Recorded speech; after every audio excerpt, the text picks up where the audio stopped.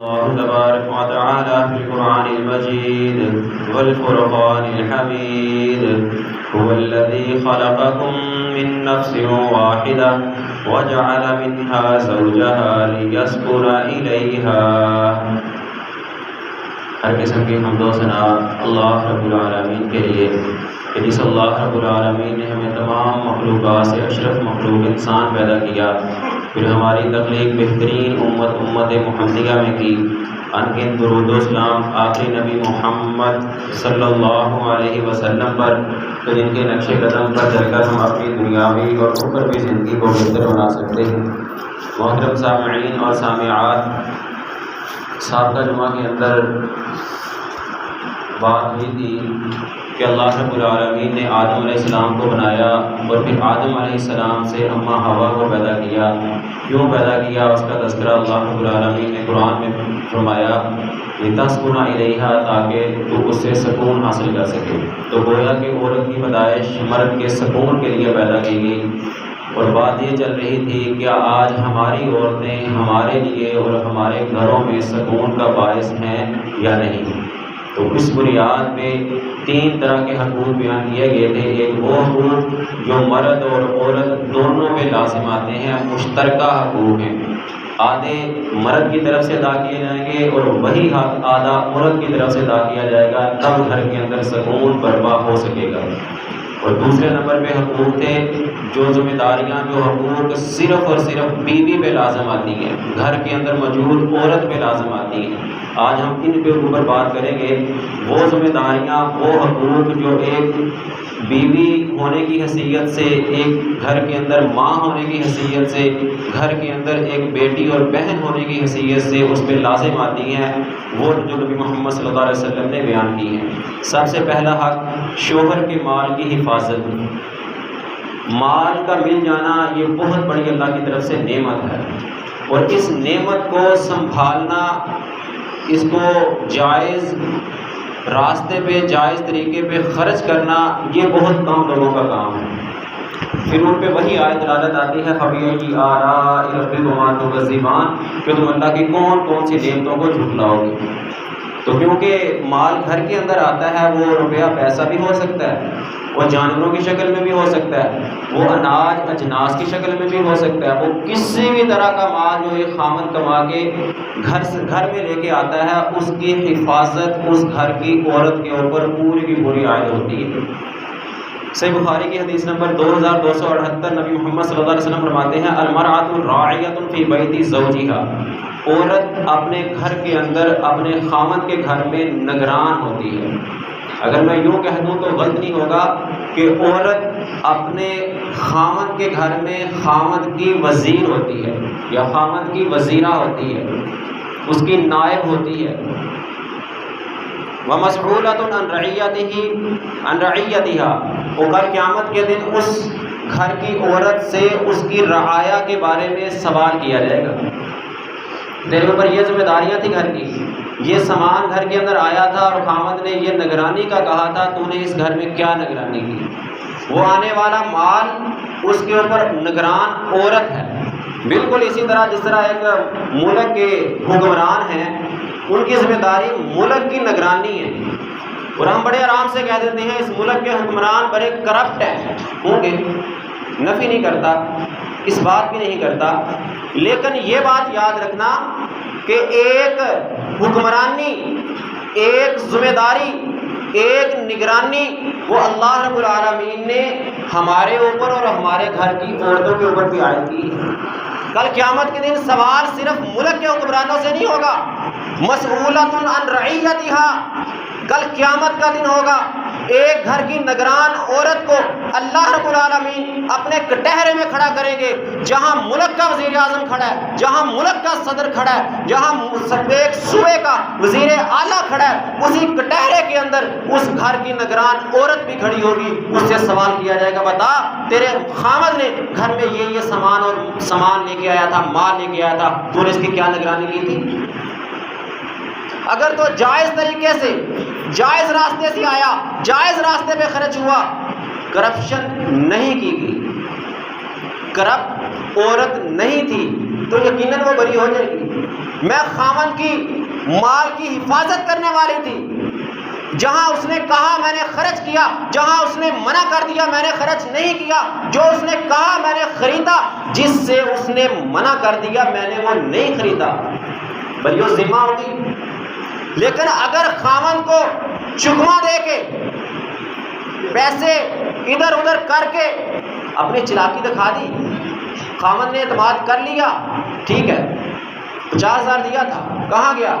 10,000 shopping پہ لگ گیا، 10 وہاں لگ گیا، 10 ادھر لگ گیا، ادھر لگ گیا، کہاں گیا؟ یہ 5,000 بچ گیا۔ اس نے کہا چلو ٹھیک ہے، 5 نہیں بچا تھا، بچا زیادہ تھا، تو نے اپنی چلاکی کے بل بوتے پہ خاوند کی آنکھوں میں دھول جھونک لی، لیکن کل قیامت کا دن ہوگا، یاد رکھنا، مسئولۃ عن رعیتھا، اس گھر کی نگران ہونے کی حیثیت سے اللہ کے کٹہرے کے اندر، اللہ کی عدالت کے اندر، ایک گھر کی وزیر اعلیٰ، وزیر اعظم ہونے کی حیثیت سے تجھ سے سوال کیا جائے گا، بتا تو نے خاوند کے مال کی کہاں ہیرا پھیری کی تھی؟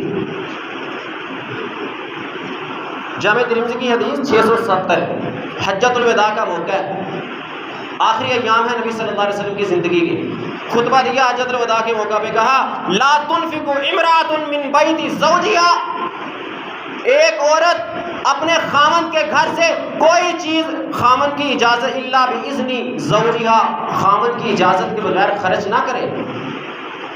اس نے گھر میں رکھوائی امانت، گھر میں رکھوانی تھی، اور کہاں رکھواتا؟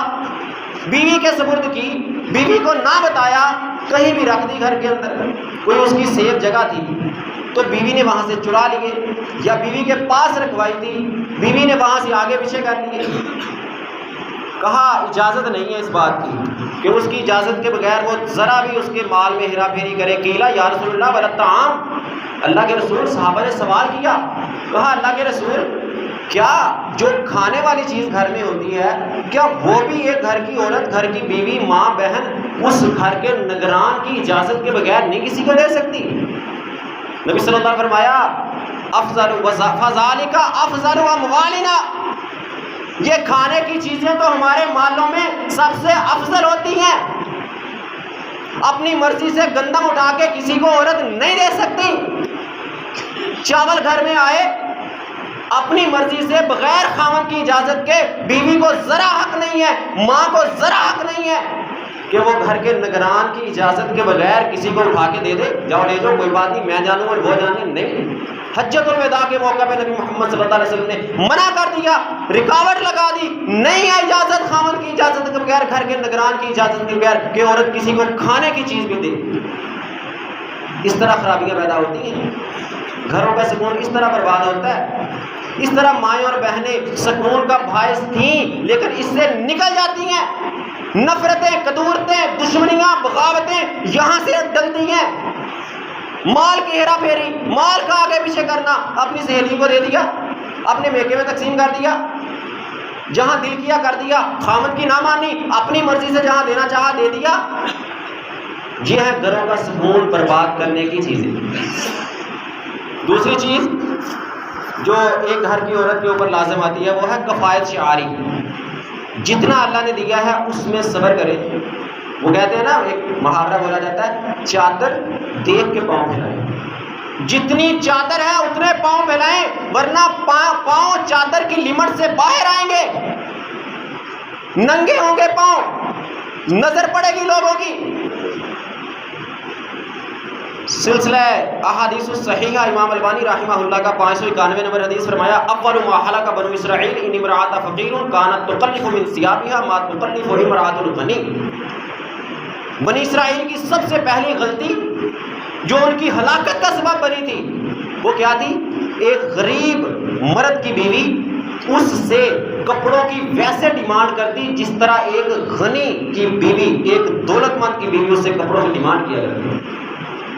شادی آئی ہے، میں نے سوٹ لینا ہے، خاوند آگے سے بیچارہ مہنگائی بہت ہے، مزدوری کرتا ہوں، گھر کا کھانے پینے کا خرچہ بڑی مشکل چل رہا ہے، وہ میں نے تجھے عید پہ سوٹ لے کے دیا تھا نا، وہ بڑا ہوا ہے، بڑا اچھا تھا، مجھے بڑا پسند ہے، وہی پہن لو۔ نہیں، وہ میری فلاں سہیلی ہے نا، وہ دیکھو وہ نیا سوٹ پہن کے آئے گی، میں پرانا پہن کے جاؤں گی، میری کیا حیثیت ہے؟ سن، بنی اسرائیل میں بالکل یہی معاملہ تھا۔ تیری سہیلی ایک غنی کی بیوی، ایک دولت مند کی بہن، ایک دولت مند کی بیٹی ہے، لے کے دیا اس نے سوٹ، لیکن تو اپنی چادر کو دیکھ، تو اپنے خاوند کی حیثیت کو دیکھ، اس کے پاس مال ہے تو لے، نہیں ہے تو ڈیمانڈ مت کر، ورنہ یاد رکھنا بنی اسرائیل کی ہلاکت کی پہلی وجہ یہی بنی تھی کہ غربا مساکین کی عورتیں اپنے خامدوں سے ایسی ڈیمانڈیں شروع کر دی تھی جو دولت مند کی عورتیں کیا کرتی تھیں۔ عورتوں کے بارے میں بڑا ایک جملہ مشہور ہے، سیف الماری کھولی، فنکشن میں جانا ہے، شادی ہے، عید کا موقع ہے، سوٹ پہننا ہے۔ اب سیف الماری کھولی ہے، سوٹ پہننے کے لیے بھی کوئی نہیں ہے، سیف الماری میں سوٹ پہننے کے لیے بھی کوئی نہیں ہے، اور سیف الماری میں سوٹ رکھنے کی جگہ بھی کوئی نہیں ہے۔ یہ حیثیت ہے ہماری، سوٹ پہ سوٹ لیے ہوئے ہیں، رکھے ہوئے ہیں، سیف الماریاں بھری ہوئی ہیں، لیکن فنکشن آیا، سیف الماری کھولی، یہ فلاں پہ پہنا تھا، یہ فلاں پہ پہنا تھا، یہ فلاں پہ پہنا تھا، یہ فلاں پہ پہنا تھا، سیف الماری بند کر دی، چل خامد کے پاس لے کے دو سوٹ، میرے پاس سوٹ نہیں ہے۔ بھاڑ میں گئے وہ جو تیرے سیف الماری بھری ہوئی ہے، اگر اللہ نے توفیق دی ہے تو ٹھیک ہے لے، وہ پہنے والے اٹھا کے کسی غربا میں تقسیم کر دے، اور لے لے، لیکن اگر توفیق نہیں، اللہ نے مال کم دیا ہے، مساکین میں شمار ہے، تو تجھے رب کعبہ کی قسم ایک غریب کی بیوی ہونے کی حیثیت سے نبی محمد صلی اللہ علیہ وسلم نے کوئی اختیار نہیں دیا، رب العالمین نے کوئی اختیار نہیں دیا کہ ایک مسکین کی بیوی ہونے کے ناطے جس خاوند کے پاس پیسے نہیں ہے سوٹ لینے کے تو ڈیمانڈ کرے سوٹ لینے کی۔ بنی اسرائیل کی ہلاکت کی پہلی وجہ یہی بنی تھی کہ ان کی عورتوں نے ڈیمانڈیں بڑھا دی تھی۔ تیسری چیز جو ایک گھر کی بیوی گھر کی عورت کے اوپر لازم آتی ہے وہ ہے خاوند کی اطاعت۔ بہت کمی ہے اس کے اندر، اور اس کا وبال، اس کا انجام نافرمانی کا وہ بھی بہت بڑا ہے، بہت سنگین جرم ہے۔ سورۃ النساء آیت نمبر 34 میں اللہ تعالیٰ فرماتے ہیں فالصالحات قانتات حافظات للغیب بما حفظ اللہ۔ نیک عورتوں کی علامت یہ ہے کہ وہ اپنے خامدوں کی فرما بردار ہوا کرتی ہیں، بات ماننے والی ہوا کرتی ہیں، جو کہہ دیا اس پہ عمل کرنے والی ہوا کرتی ہیں، اور ان کی گھر کی حفاظت کرنے والی ہوتی ہیں اس کے بدلے میں جس کے بدلے میں اللہ نے ان کی حفاظت کی تھی۔ نکلے ذرا خامد کے گھر سے باہر، حفاظت ہے اس کی، خامد کی گھر سے باہر اس کو لوگ طرح طرح کی نگاہوں سے دیکھیں، گھر کی چار دیواری میں آئی تو حفاظت میں آ گئی۔ یہ گھر کے خامد کے گھر میں جو اللہ کی طرف سے تجھے حفاظت ملی ہے، اس حفاظت کے بدلے تجھے خامد کے مال کی گھر کی حفاظت اور خامد کی اطاعت رب کائنات آسمانوں پہ بیٹھے سورۃ النساء آیت نمبر 34 پہ تجھ پہ لازم کر رہے ہیں۔ اگر تیرا شمار نیک صالح عورتوں کے اندر ہے، اگر نہیں ہے تو پھر نافرمان ہے، تو یاد رکھنا فالصالحات سے خارج ہے، نیکوکار نیک عورتوں سے تیرا شمار خارج ہے۔ سلسلہ صحیحہ کے اندر امام البانی رحمہ اللہ حدیث لے گئے ہیں 1838 نمبر، فرمایا سئل نبی صلی اللہ علیہ وسلم ای النساء خیرا، اللہ کے نبی عورتوں میں بہترین عورتیں کون سی ہیں؟ فرمایا اللاتی تسر اذا ناظرا، سب سے بہترین عورت وہ ہے کہ جب اس کا خامد اس کو دیکھے تو خوش ہو جائے۔ خامد کی نظر عورت پہ پڑے، خامد کی نظر بیوی پہ پڑے تو خامد کے چہرے پہ مسکراہٹ آ جائے، خوش ہو جائے، وہ دنیا کی عورتوں سے بہترین عورت ہے۔ اور اگر خامد گھر میں جائے، نظر بیوی پہ پڑے، بیوی کے منہ پہ 12 نہیں 1 بجاؤ تو خامد کے 2 بج جائیں گے، تو کیا وہ دنیا کی بہترین عورت ہوگی یا دنیا کی گھٹیا ترین عورتوں میں اس کا شمار ہوگا؟ کیونکہ رب نے ایک عورت ذات کو سکون کے باعث کے لیے بنایا تھا، رب نے ایک عورت ذات کو خامد کی خوشی کے لیے بنایا تھا۔ خامد کی نظر پڑے بیوی کے اوپر تو خامد مسکرا دے، خامد خوش ہو جائے، اس کو دیکھ کے خوش ہو جائے۔ لیکن اگر ہماری عورتوں کی ماں بہنوں کی یہ کنڈیشن نہیں ہے، یہ تربیت نہیں ہے، تو یاد رکھنا یہ ہماری مائیں اور بہنیں دوسروں کے گھروں میں جب بیویاں بن کے جائیں گی، دوسروں کے گھروں کا حصہ بنے گی، تو ان گھروں کے سکون نہیں بے سکونی کا باعث بنے گی۔ آگے فرمایا وَيُطِيعُ إِذَا أَمَرَ، پہلی بات کون سی بہترین عورت ہے کہ جب خامد کی نظر پڑے بیوی پہ تو خامد مسکرا دے، خوش ہو جائے دیکھ کے۔ اور دوسری بات خامد حکم دے تو اس کی اطاعت کرے، اس کی پیروی کرے۔ آگے سے اگرچہ مگرچہ چونکہ چنانچہ اس لیے نہیں. ہاں اگر خامد شریعت کے مخالف حکم دے تو وہاں اطاعت لازم نہیں ہے. لا طاعۃ المخلوق فی معصیۃ اللہ. اگر اللہ کے حکم کی نافرمانی ہو رہی ہے، خامد کہتا ہے چل بھی میرا باپ فوت ہو گیا تھا، آج ساتھ میں چڑھانا ہے، ساتھ میں پکا کھانا نہیں پکانا ہے نا. ہمارے معاشروں کے اندر والدین جب رشتے طے کرتے ہیں تو اس بات کی تھوڑی فکر نہیں کرتے کہ کہاں دیا جا رہا ہے، کہ وہ بدعات خرافات شرک کے گھرانے کے اندر تو نہیں جا رہی. اس بات کی ذرا خیال رکھنا چاہیے. اگر ہے تو والدین رشتہ کرنے والے بھی گناہ گار ہیں، اور وہاں جا کے بیٹی اس پہ اطاعت لازم نہیں آئے گی. جو گناہوں کے کاموں پہ خامد کہے گا پھر گھر میں بے سکونی آئے گی، لڑائی جھگڑا آئے گا، نوبت گھر ٹوٹنے تک پہنچ سکتی ہے. قصوروار والدین ہوں گے. اور اگر خامد نیکی کا حکم دے کہ میں نماز کے لیے جا رہا ہوں، تو بھی نماز پڑھ لے، نماز پڑھ کے واپس آیا، نماز پڑھ لی، بس پڑھ لیتی ہوں نا، نہیں پڑھی، پڑھ لیتی ہوں، میں نے کون سا جماعت سے پڑھنی تھی، پڑھ لی، اگلی نماز کا ٹائم ہو گیا، نماز نہیں پڑھی، تو یہ دنیا کی بہترین عورتوں کے اندر نہیں ہے. دنیا کی گھٹیا ترین عورتوں کے اندر شمار ہے اس عورت کا. خامد نے حکم دیا کام کا، نہیں کیا. یہ تو ایک دین کا کام بتایا جس کو ماننا خامد کے کہنے کے بغیر بھی لازم تھا. اللہ کی طرف سے حکم ہے نماز. اس کے علاوہ خامد نے کہا میرے مہمان آ رہے ہیں، مجھے اتنے بجے 10 بجے مجھے 5 مہمانوں کا کھانا چاہیے. اب 10 بج کے خامد مہمان لے کے گھر آ گیا، بیوی سے پوچھا، وہ سر باندھ کے پڑی، کھانا بن گیا؟ نہیں جی میرا تو سر میں درد ہے، میں تو نہیں پکا سکتا. دنیا کی گھٹیا ترین عورتوں میں شمار ہے اس عورت کا. اگر کوئی پرابلم تھی، مرض تھی، بیماری تھی، خامد کو پہلے آگاہ کر. اگر اس کی بات نہ مانی، اطاعت سے نکل گئی، نافرمانی کی، تو میں نے رب کعبہ کی قسم، نبوت والی زبان کے نکلے ہوئے لفظ ہیں کہ اگر وہ نافرمانی ہے، نافرمان عورت ہے، تو اس کے بارے میں بڑی سخت وعید ہے، آگے بتاؤں گا. لا تخالف فی نفسها ومالها بما یکرہ. جس چیز کو خامد ناپسند کرتا ہے اپنے مال میں اور اس عورت کی ذات میں، اس کو مت اختیار کرے. ایک کلر ہے کپڑوں کا، خامد کہتا مجھے اچھا نہیں لگتا، مت پہن. عورت کو نہیں زیب دیتا، نہیں ہے اس کے اوپر کہ وہ کلر پہنے. بما یکرہ، جو چیز خامد کو ناپسند ہے، وہ چاہے عورت کو اچھی لگتی ہے، اس کی سہیلیوں کو اچھی لگتی ہے، اس نے خامد کو دیکھنا ہے. خامد کی اطاعت اس کے اوپر لازم ہے. حتیٰ کہ شادی کے بعد ایک عورت پہ اس کے سگے والدین سے بڑھ کے خامد کی اطاعت لازم ہے.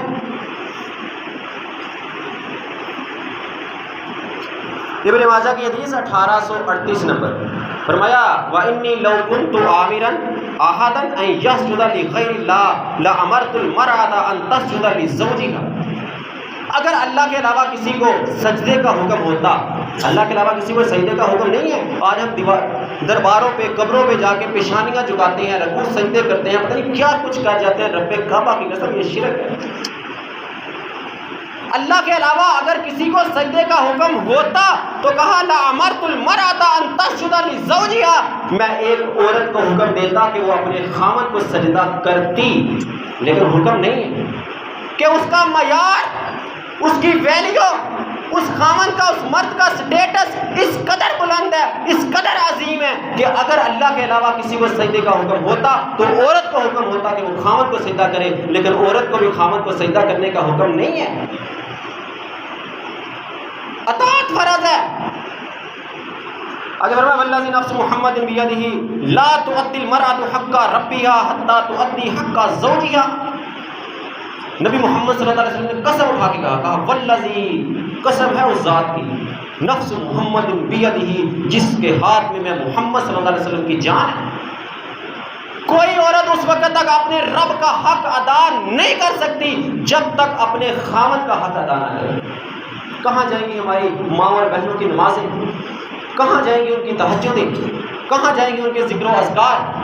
اگر وہ خامد کی نافرمان ہے، رب کعبہ کی قسم، میں نہیں، نبوت والی زبان نبی محمد صلی اللہ علیہ وسلم کہہ رہے ہیں کہ وہ اپنے رب کا حق کو نہیں پہنچ سکتی، ادا نہیں کر سکتی جب تک اپنے خامد کا حق ادا نہ کرے.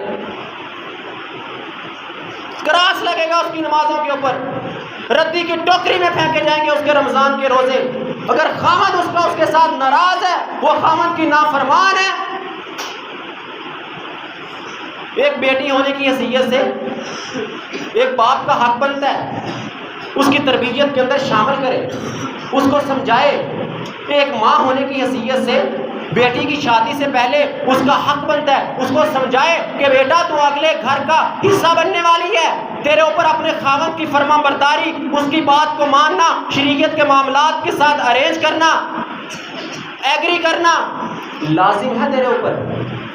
لیکن یہاں ہمارے معاشرے میں طرح طرح کی پٹیاں پڑھائی جاتی ہیں، ان کی باتوں میں مت آنا، وہاں جا کے ہمیں بھول مت جانا، ہم نے تجھے پالا، 20-25 سال تیری خدمت کی، ہم بھی ہیں۔ اور پھر وہاں جاتی ہے بیٹی اگلے گھر کے اندر، ذرا سی بات ہوئی نہیں اور فوراً کال پہ رپورٹ پیچھے۔ گھروں کا سکون برباد ہونے کا پہلا راستہ والدین بیٹی کو شادی سے پہلے مہیا کر رہے ہیں۔ وہاں اس کی تربیت کا حصہ ہے، سمجھا اس کو، اس کے ذہن میں ڈال کہ تیرے خامن کی اطاعت تیرے اوپر لازم ہے، فرض ہے، ورنہ تیری پڑھی ہوئی نمازیں، تیرے رکھے ہوئے روزے، تیرے کیے ہوئے اذکار رب اٹھا کے ردی کی ٹوکری میں پھینک دے گا۔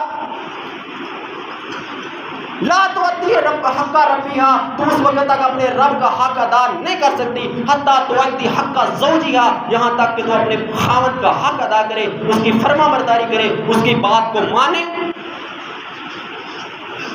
اسی حدیث کے آگے فرمایا وَلَوْ سَأَلَ نَفْسَهَا وَهِيَ عَلَىٰ قَطَبٍ لَمْ تَمْنَعْهُ، اگر خامد اس کو بلائے، اس کو کوئی کام کہے اور وہ اپنی سواری پہ سوار ہے، کہیں جانے کے لیے، کہیں سفر کے لیے، اپنے اہم ترین کام میں مشغول ہے، لا تمنعہ، وہ عورت اپنے خامد کو جواب نہ دے، اتر آئے سواری سے، چھوڑ دے اپنا اہم ترین کام، پہلے اپنے خامد کی بات سنے، خامد کی اطاعت کرے، خامد کی بات کو مانے، اس کے بعد اپنا کام کرے۔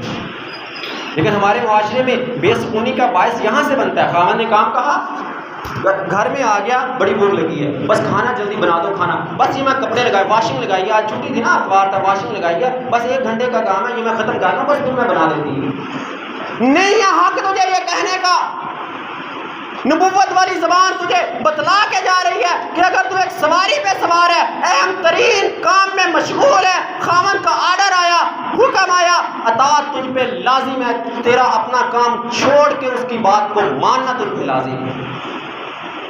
نہیں مانے گی، گھروں کا سکون برباد ہوگا، لڑائی جھگڑے آئیں گے، پھر وہ عورت جو سکون کا باعث رب نے بنائی تھی وہ بے سکونی کا سبب بنے گی۔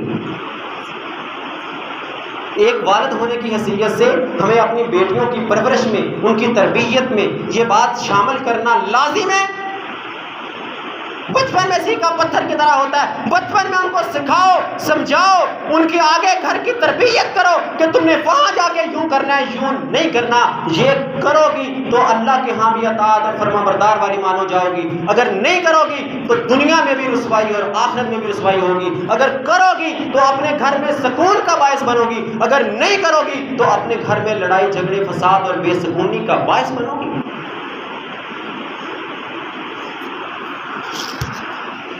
چوتھی چیز شکر و رضا، جو اللہ نے دیا ہے اس کے اوپر شکر کرو، نہ شکری کے کلمات کبھی مت بولنا۔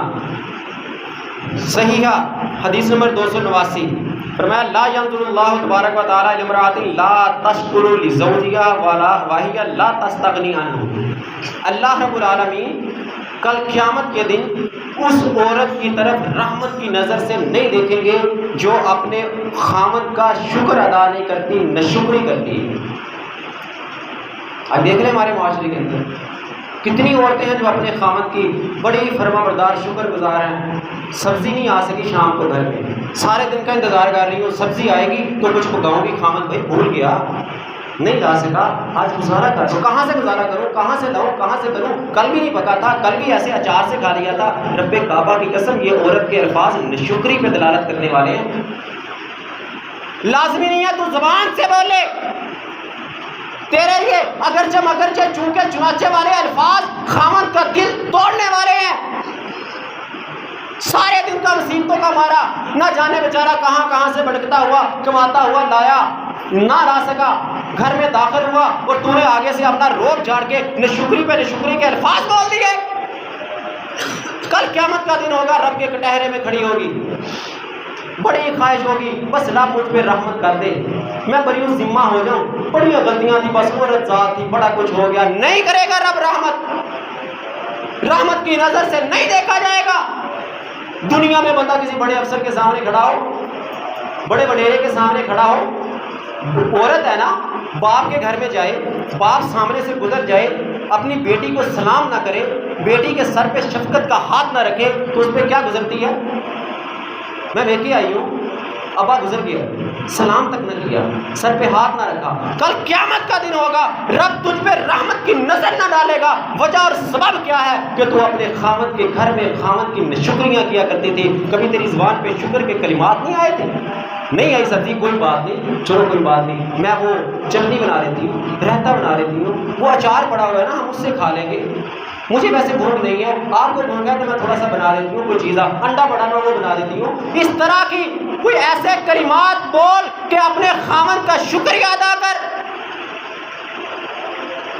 تاکہ کل قیامت کا دن ہو، رب کے کٹہرے میں کھڑی ہو، رب مسکرا کے تجھ پہ دیکھے، یہ وہ عورت ہے جس نے دنیا میں اس کمزور خاوند کی، اس مسکین اور غریب خاوند کی ڈھارس بندھائی تھی، اس کا ساتھ دیا تھا، مشکل میں اس کے ساتھ کھڑی تھی، شکریہ کے کلمات ادا کیے تھے، اس کی زبان پہ ناشکری نہیں آئی تھی۔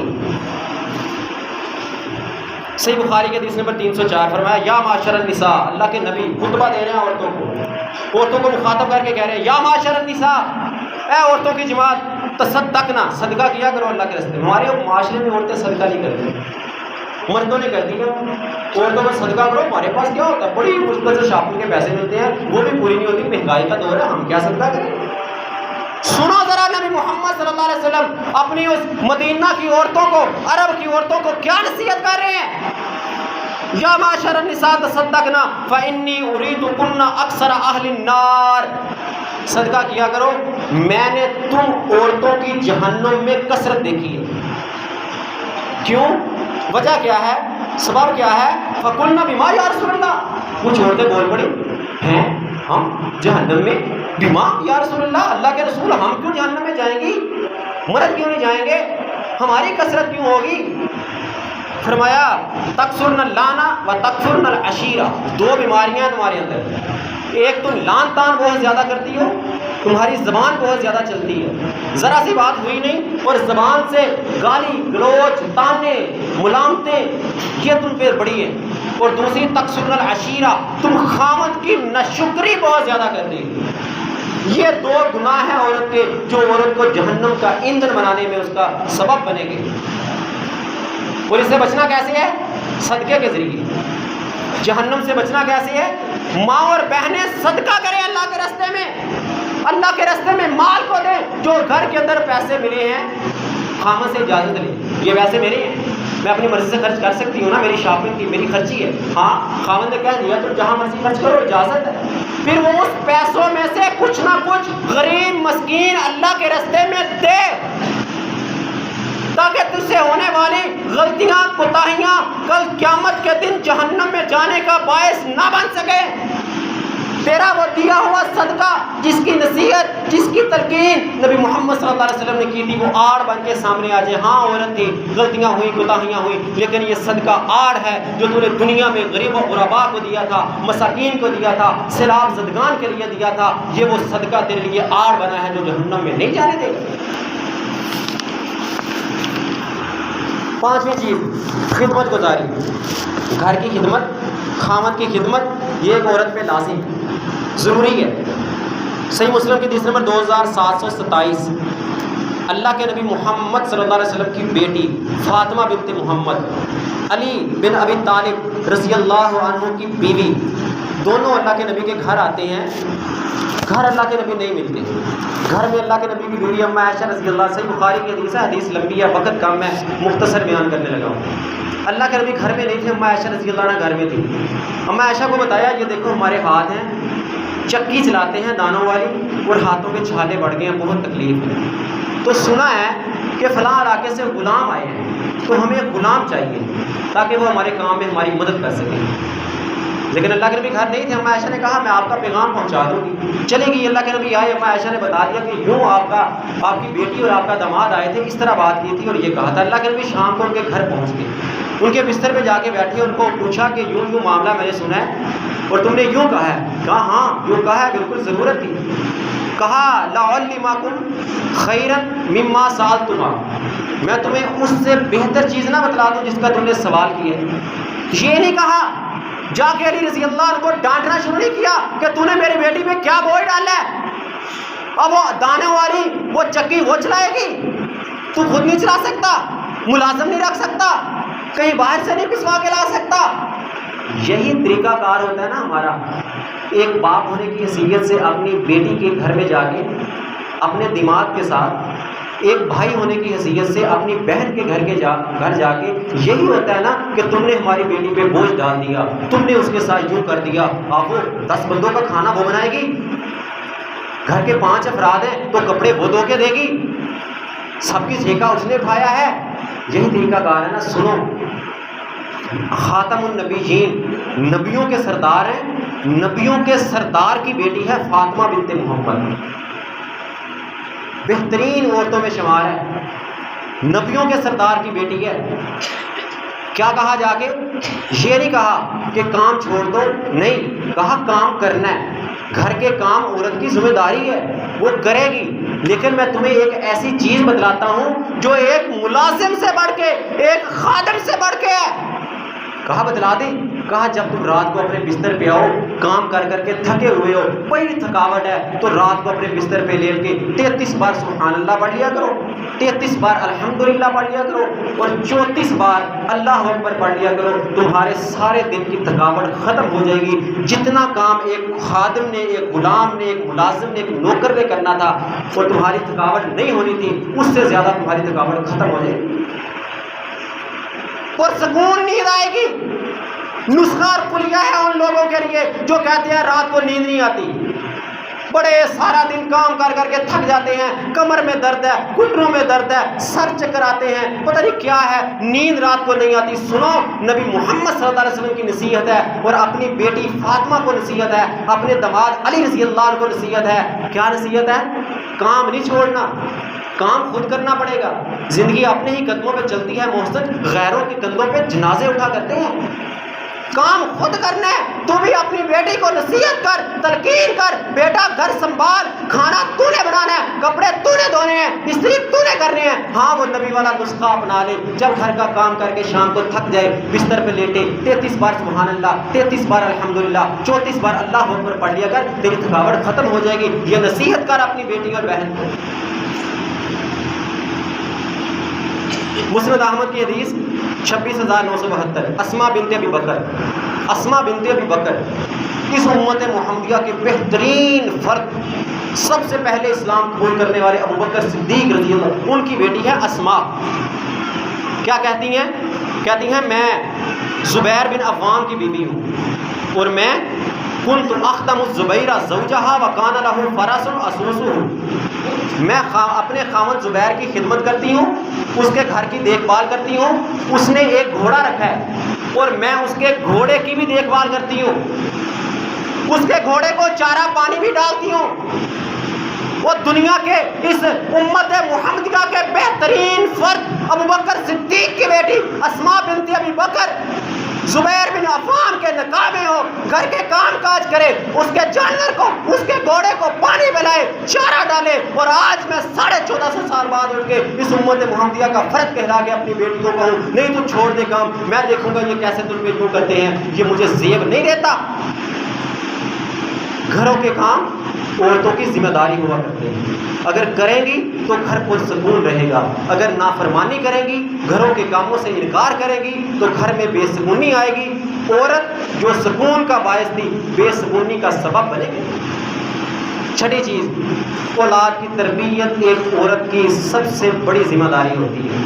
خامد بیوی, اللہ نے اولاد دے دی, شادی ہوئی, اللہ نے اولاد دے دی. اب دنیا کی سب سے پہلی یونیورسٹی, دنیا کا سب سے پہلا سکول جہاں سے بچہ سیکھنا شروع کرتا ہے وہ ماں کی گود ہوا کرتی ہے.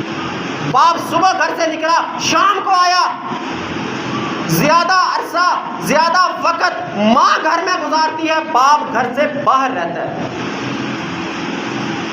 ماں بچوں کا اولاد کا زیادہ وقت ماں کے ساتھ گزرتا ہے، باپ کے ساتھ کم گزرتا ہے۔ تو اولاد کی تربیت ماں کی ذمہ داری ہے۔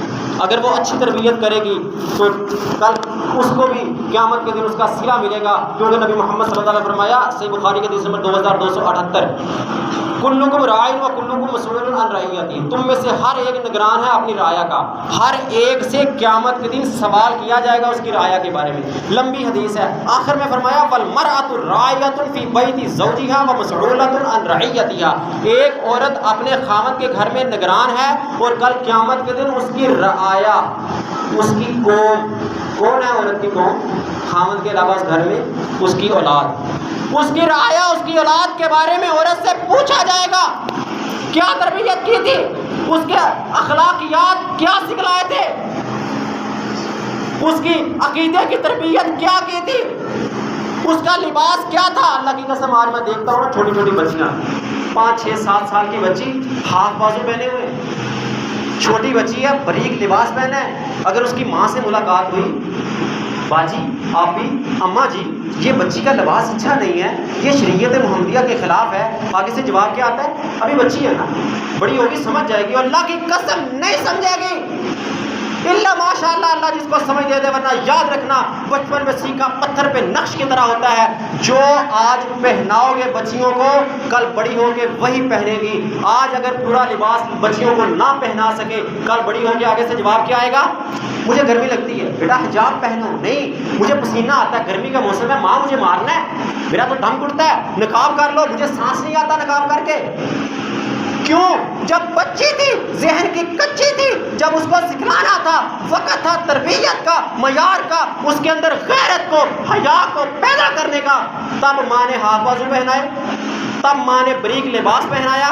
بچی 8 10 12 سال کی ہوئی، اسکول جاتی تھی، کالج جاتی تھی، نقاب کرنے کی تو اس کو تلقین نصیحت ماں نے نہیں کی۔